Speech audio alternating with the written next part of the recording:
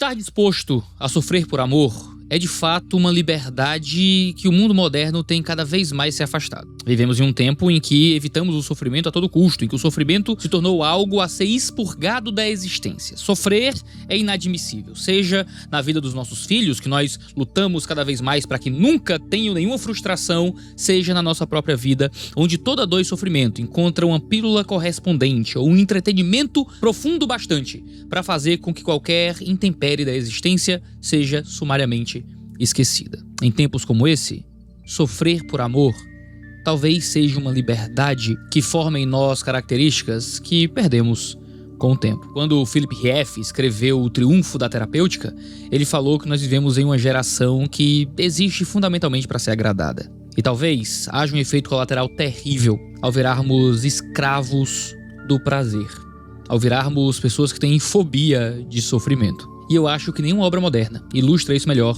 que Ruptura, ou Severance, a série da Apple TV.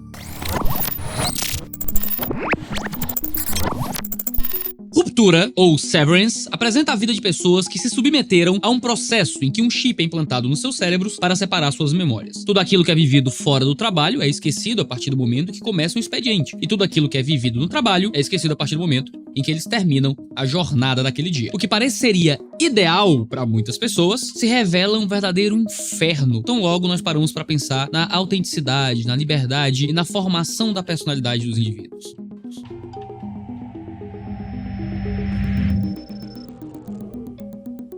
Mark, Haley, Irving e Dylan protagonizam a história que nos leva a essas reflexões. Em um primeiro momento, a gente fica imaginando qual é o motivo que teria levado essas pessoas a se submeter a um processo tão sério, que cria basicamente duas pessoas a partir de uma, a que vive no mundo do trabalho, os internos, e os que vivem no mundo exterior. A partir disso, a gente percebe que na verdade há uma terrível desgraça atrelada a isso. Eles se submeteram a algo que faz com que eles esqueçam a vida externa quando estão no horário do expediente, ao ponto de que um novo eu está simplesmente trabalhando o tempo inteiro, sem conhecer outra vida que não seja do próprio trabalho. Tudo que eles se lembram é que eles entram no elevador para ir embora e no momento seguinte eles se percebem voltando no elevador já no trabalho de novo. Afinal, esqueceram de tudo que se passou do momento que saíram até o momento que voltaram. Ou seja, os internos não conhecem outra vida que não seja do trabalho. Para agravar essa realidade de prisão, a arquitetura da Lumon, a empresa onde trabalham, é um labirinto. Os corredores brancos e indistintos os tornam como pequenos ratinhos usados como cobaias para experiências comportamentais. Eles andam, viram esquina, apertam em botões,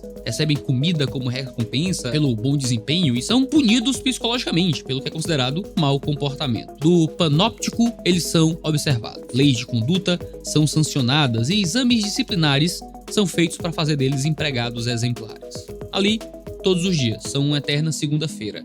Nunca tem sextou. No controle disso tudo está Keir Egan, com suas regras e postulados de autoridade divina que ele usa para comandar a sua empresa. Suas regras não são simplesmente estatutos de boa convivência, mas formas de moldar o comportamento dos internos. Uma vez que os internos não conhecem outro mundo, senão os corredores e as salas da Lumon, aquele passa a ser toda a realidade que eles possuem, aquela instância em que eles estão inseridos e que não podem nunca sair. Em Keir, eles vivem, respiram e se movem. De fato, Keir é Deus para eles. Porém, diferente de Jeová, não há um dia de descanso para eles, não há um Shabá. Os internos não param, eles estão sempre despertos, sempre alertas. Os internos não podem cochilar, eles estão sempre trabalhando. Eles são a mão de obra perfeita que foram convencidos por pífias recompensas e condicionamento psicológico a aceitar aquele mundo. Eles aceitaram que seu propósito é unicamente trabalhar e não podem ter esperança alguma de descanso, porque para eles, descansar é deixar de existir. Eles não se sentem cansados, porque os externos descansam por eles. Mas eles não se lembram do descanso que tiveram. Os internos acordam em uma mesa sem saber seus nomes, de onde vieram, como foram parar ali. E do ponto de vista deles, eles passaram a existir naquele momento. É um parto. E eles pertencem unicamente a um mundo de paredes brancas e de crachás. É, muito ridículo. Trabalhar de maneira tão eficaz e não ganhar um café da manhã infantil em troca. Eles se dão conta de sua existência e aceitam a realidade que lhes é apresentada. Ou pelo menos em parte. Ainda que tentem fugir daquele mundo às vezes, eles estão presos ali invariavelmente. Onde é que estaria a liberdade então? Bom, o Mark responde a Haley que sempre que você se encontra aqui, é porque você escolheu voltar. Porém, se essa é uma decisão tomada pelo eu externo, a realidade do eu interno é sempre a de privação de liberdade. Por isso, onde é que estaria a liberdade nessa situação? Mark se voluntaria para o procedimento para poder esquecer da perda da esposa. porque ele não estava conseguindo trabalhar, lembrando constantemente da morte da sua amada. Ao se submeter à ruptura, ele esqueceria o sofrimento e conseguiria trabalhar e manter sua sobrevivência. A trágica ironia aqui é que ele fracionou sua mente de tal forma que parte dele não lembra do sofrimento, a parte que está presa na Lumen, mas a outra parte ainda se recorda e recorre ao alcoolismo como fuga da realidade. É melhor estar preso em uma realidade em que você não se lembra do sofrimento do que estar vivendo numa onde ela ainda é uma cicatriz que lateja. A tragédia que Mark se submete é dar a si mesmo o esquecimento de sua tragédia, mas não se lembrar disso enquanto vive dentro da Lumen não parece ser o bastante. A gente brincava que você tinha alergia ao elevador. Tinha até uma música sobre isso. Mas eu sempre compreendi. Você carrega essa dor com você. A sente lá embaixo também. Só não sabe o que é. Isso é muito semelhante ao conflito vivido pelo personagem Joel Barish, interpretado por Jim Carrey, em Brilho Eterno de uma Mente Sem Lembranças, um dos meus filmes favoritos de toda a história do mundo. Assista. Já tem Mundo Cópia sobre ele. Pode, por acaso, o amor transcender a própria razão? É o que a gente pergunta lá no Mundo Cópia. Pode o amor ou a saudade dele ser mais forte que as lembranças que foram vividas na construção dele? O Mark, que não vive na Lumen, não sabe da realidade exterior à empresa e aceita a prisão que experimenta. Nesse sentido, é melhor ser privado do sofrimento às custas da liberdade? Ainda mais do que isso, não lembrar do sofrimento é encontrar a liberdade dele? O Mark acaba sendo mais um escravo, porque não consegue lidar com aquilo que sente. Liberdade é conseguir lidar com o sentimento e não ignorá-lo, e não usar procedimentos para esquecê-lo. Na medida em que a série se desenvolve, mais revelações são feitas e nós descobrimos que os internos de fato são como cobaias de um experimento. Imagine que o apagar de memórias não está limitado a um local, mas pode ser expandido para qualquer lugar. Imagina que o chip implantado no cérebro pode ser ativado em qualquer ambiente e a pessoa simplesmente esquece de tudo que traz sofrimento ou simplesmente daquilo que ela não está muito afim de lembrar. Talvez ela não está interessada em passar pela experiência do par e usa a ruptura para entregar todas essas experiências para outra pessoa, que não seja ela, ou que, na verdade, é ela de uma outra forma. É como uma pílula do esquecimento, onde a pessoa poderia implantar isso na sua cabeça e se livrar de memórias indesejáveis e de experiências ruins, como quem se livra de uma dor de cabeça tomando dipirona. Você estaria disposto a implantar no seu cérebro um dispositivo que lhe apagasse memórias indesejáveis às custas de criar um novo você que só tem experiências indesejáveis? Ativando a suspensão de descrença aqui, nisso você criou uma versão de você que acaba deixando de ser você. Você não lembra, mas parte de você lembra.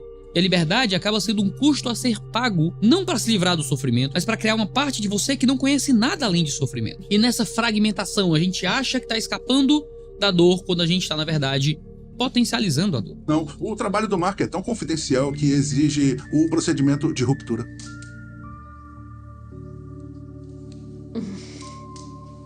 Nossa. Isso é muito sério, né? Viktor Frankl diz que só conseguimos compreender a frustração de um ser humano quando compreendemos a sua motivação. E a presença ubíqua do sentimento de falta de sentido pode nos indicar o caminho para achar a motivação primária, aquilo que o ser humano quer afinal. Todo ser humano tem, teve e terá frustrações na vida. A forma como a gente lida com cada uma de nossas dores nos ajuda a valorizar mais a vida. Para ter bom ânimo durante as aflições é preciso de algo que transcenda a nós mesmos. O mundo é enfrentado e vencido quando encontramos uma motivação para além de nós. Mark buscava se livrar da memória da perda da sua esposa, implantando um chip no fundo da sua cabeça, ou afogando a memória dela num copo de bebida. A pílula que traz alívio imediato, o chip que te faz esquecer, a bebida que amortiza a dor. Tudo isso é um problema. Tive na época da pílula. Se não quisermos só sobrar a avalanche desses estímulos, numa total promiscuidade, então teremos de aprender a decidir o que é essencial e o que não é essencial. O que tem sentido e o que não tem sentido. O que se justifica e o que não se justifica. Perto do fim da primeira temporada, Mark recebe o apoio de familiares e descobre a duras penas um novo amor que o tira da depressão. Sem esse apoio, sem aqueles que nos guiem por meio do sofrimento, apontando para nós o sentido pelo qual viver, a gente não consegue esquecer a dor. É preciso encher de um sentido que está para além de nós o nosso vazio existencial. É preciso que olhemos para além da dor para que a gente amadureça. É preciso não somente querer se ver livre da dor, mas ser livre para viver na dor, ao ponto de sermos capazes de suportar aflições e sofrimentos para encontrarmos satisfação nas alegrias, deixarmos de ser escravos das circunstâncias da vida. Do ponto de vista bíblico, nós aprendemos que essa liberdade para viver é encontrada apenas em Deus. Por meio de Cristo, o pecado que nos escravizava e nos fazia esquecer o objetivo para qual fomos criados é vencido. Em Cristo, nós nos damos conta do nosso propósito de vida e estamos aptos a viver cada dia à luz do dia que ele voltará. Jesus é o caminho que nos leva a Deus, ele é a verdade que nos revela quem somos, além de revelar quem Deus é. Jesus é a vida que precisamos para que a nossa existência tenha significado, sem precisarmos de escapes, fugas ou rupturas. É por isso que, à medida que a primeira temporada de Ruptura encerra e a gente percebe que cada um deles teve os seus motivos para fazer um procedimento tão invasivo, a gente entende que eles não fizeram isso pelo banal motivo de ter a mente aliviada das demandas do trabalho. Nunca é só isso. Por mais que às vezes isso seja tentador para cada um de nós. A verdade é que esses homens queriam esquecer no trabalho algo da sua vida pessoal. Essa fuga da dor do amor faz com que muitos deles não consigam ver a grandeza daquilo que o amor, mesmo quando dói, poderia gerar neles. Agora, o único personagem que não ficou tão claro por que ele se submeteu a tal procedimento foi o Dylan. Justamente porque o Dylan foi quem teve que ficar na empresa, ali é o final da primeira temporada, enquanto os outros corriam pra tentar desesperadamente achar um meio, de comunicar às pessoas de fora o mal que acontecia lá dentro. No entanto, mesmo o Dylan apresentou o indício de que parece ser o teste mor para saber se o experimento de ruptura é eficiente. Já falamos que toda a estrutura da Lumon lembra muito um grande laboratório de experiências. Os corredores indistintos e labirínticos fazem os personagens parecerem ratinhos de testes. A sala de descanso é, na verdade, uma sala de condicionamento que apresenta uma ambiguidade peculiar. Seu nome em inglês é Break Room. Break pode ser tanto descanso como pode ser quebra. Ou seja, a sala visa quebrá-los em sua personalidade para que a versão interna deles se conforme à vida ali na Lumon. Os chefes possuem uma liberdade que os subalternos não possuem. E, ironicamente, nem mesmo Harmony Cobell sabe tudo o que é planejado para ela. O conselho, que permanece em oculto por quase toda a série, funciona como um tipo de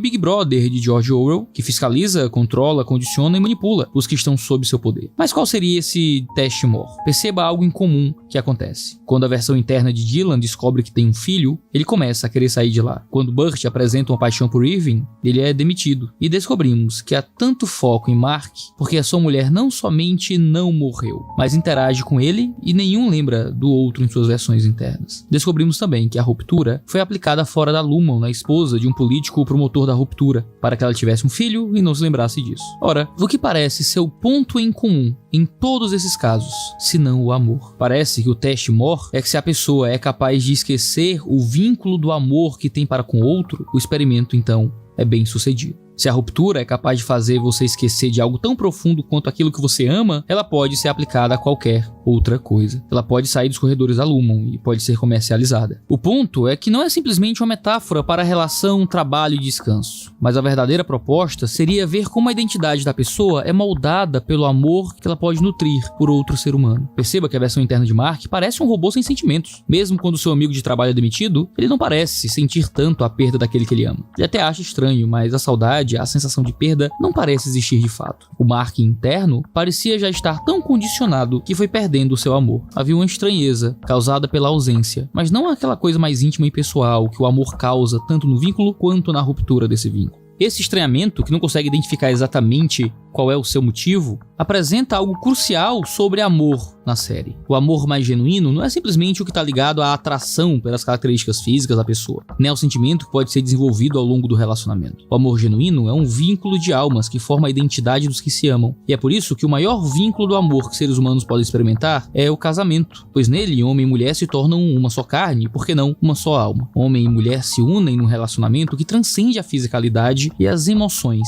para se vincularem no que há de mais profundo neles, na própria identidade. E é por isso que há esse estranhamento na perda da amada. Porque o amor não é simplesmente algo que é lembrado, não é simplesmente algo que é produzido nos hormônios, mas é um vínculo profundo na nossa própria identidade. De modo que a ruptura pode tirar as memórias da amada, mas não tira um sentimento estranho que ali está, que às vezes não pode sequer ser identificado, mas que é a fagulha daquilo que uniu aquelas duas pessoas. É por isso que na proposta da série, se esse elemento tão vital ao ser humano pode ser apagado, aí sim o experimento é bem sucedido. Se o ser humano puder viver sem o amor, ele poderá viver de qualquer forma manipulado, porque aquilo que seria mais vital para ele não faz mais parte dele dentro daquele ambiente de controle. Essa seria justamente a crise que seria intransponível. Na antítese antítese liberdade e natureza que o ser humano se depara, onde ele tenta dominar sua natureza para dar vazão à sua pretensa liberdade, há uma impossibilidade de síntese por meio dos elementos particulares da existência humana. Traduzindo, o homem está num conflito, onde ele quer se ver livre de forma autônoma, mas sua natureza, aquilo com o qual ele foi construído, o limita e muitas vezes o leva para a direção oposta daquilo que ele queria ir. Então, o ser humano tenta fazer uma ruptura de algum desses elementos, subjugando o outro. Porém,